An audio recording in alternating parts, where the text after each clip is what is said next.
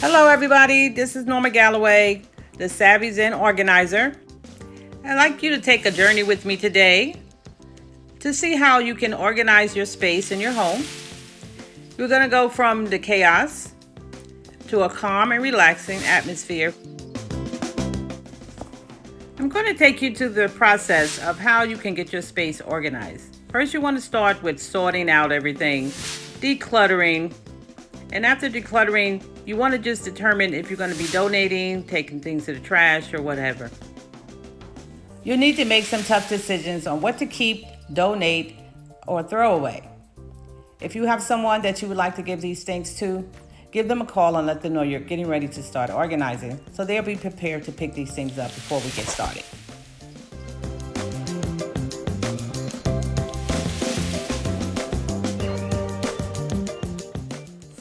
It's important that you have beautiful things in your space that make you feel good, energetic, and motivated.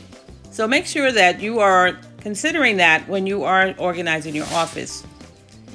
You also want to have things designated for the location that you will need them the most. I suggest that you only place items on your desk that you actually need, like pens and pencils, post-it notes, a notebook, your tablet and things like that, your chargers. That is all you probably need on your desk to get it to be functional for you. Grab a label maker. Get your stationery organized. Professional organizers like myself are visionary, and we can help you achieve your goals.